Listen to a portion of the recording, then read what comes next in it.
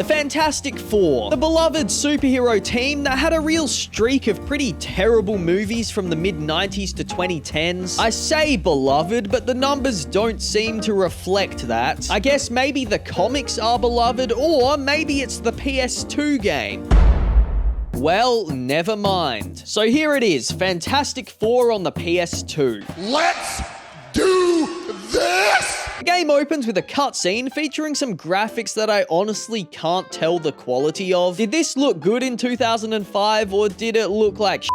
If this cutscene told me anything, it's that the game's lazy attempts at telling the story will be impossible to follow. Dr. Doom explodes in the city. We then cut to Ben Grimm, not as the Thing, who asks, "How in the name of your sweet Aunt Petunia did I get here anyway?" Like we even know where he is in the first place. We match cut to him as an astronaut who daydreams all of the main characters' backgrounds to explain who they are to us. Wait, hold up. So this is the bald guy in some sort of situation, daydreaming about when he was an astronaut, daydreaming about his crewmates? Alrighty then. The gameplay begins and we're floating around, tasked with repairing some sort of damage on the station. Don't float away on us, buddy.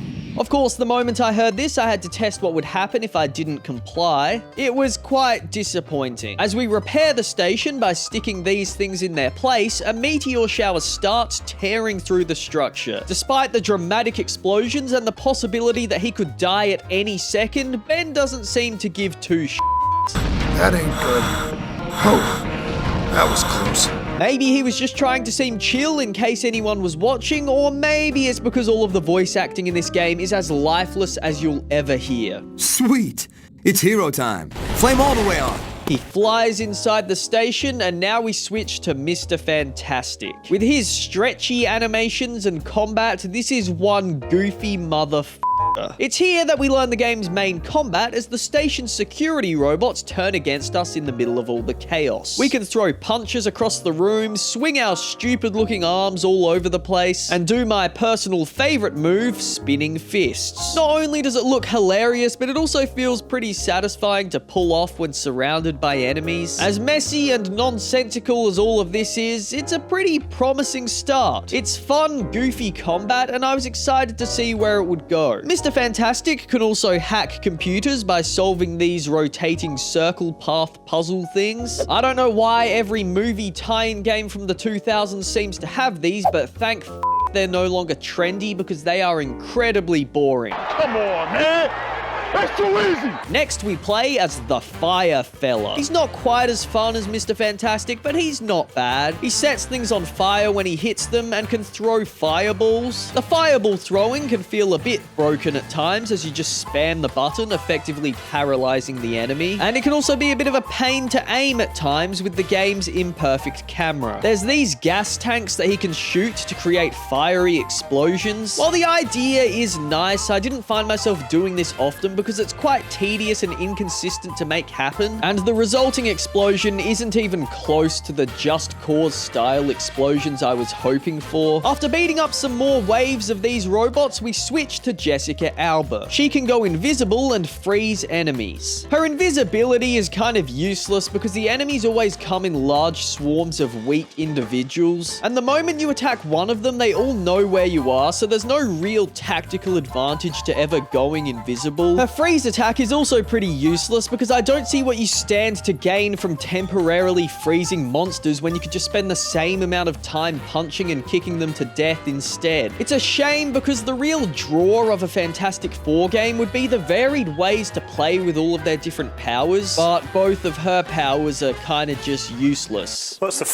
point? Finally, we play as the Thing. He's our big brawler tanky type. He can pick up enemies or objects to hit enemies with, and I guess he's generally supposed to feel stronger, but he kind of feels like he needs the same amount of punches to defeat enemies. I don't know, he's pretty boring to fight with if I'm being honest. My favorite is definitely Mr. Fantastic. After this, we get the first major boss battle against the Ultra Bot. All 4 of our playable characters are fighting in this room at once, and we can switch between them. The result is an absolute f***ing mess in every sense of the word. With the flawed camera and 4 uniquely goofy, clunky characters all fighting robots at once in a small enclosed space, it was a relief to end this claustrophobic battle.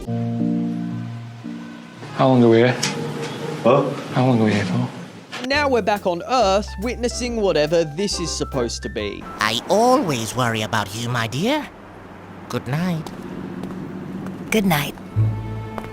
I'm sorry for lacking all of the prerequisite Fantastic Four knowledge to understand this game, but I am truly lost. The next section is a whole lot of the same combat, except we're fighting against biker gangs. Bikers. It gets pretty boring pretty f***ing quick when all of the gameplay is just the same combat against enemies that all behave exactly the same. There's these colored bright spots on the ground, with each color representing a member of the team. We gotta go there as that character to interact, and then something happens. These sections usually just activate a quick animation, but when they do provide any new gameplay, it's nothing interesting. Just these awful puzzles, or spamming X as fast as you can, or rotating the left stick. Do I really need to save this guy? He's what, like 3 meters off the ground? Surely he can drop down safely. Well, never mind. It seems he is dead. I can think of so many people I would rather have died first.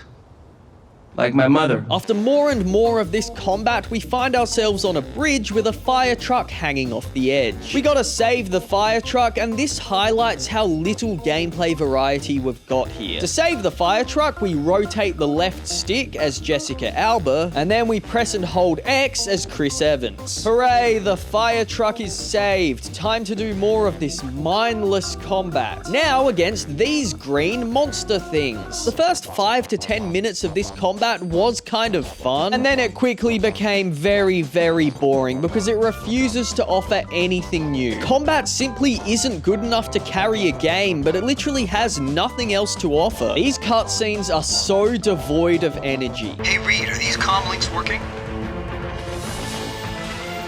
Yes, Johnny.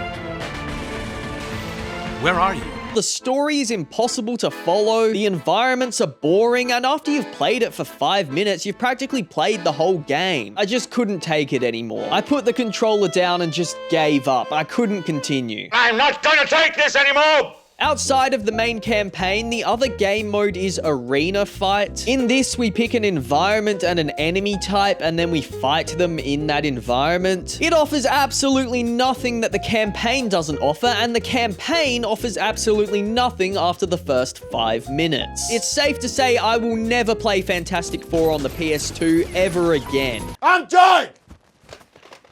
You hear me?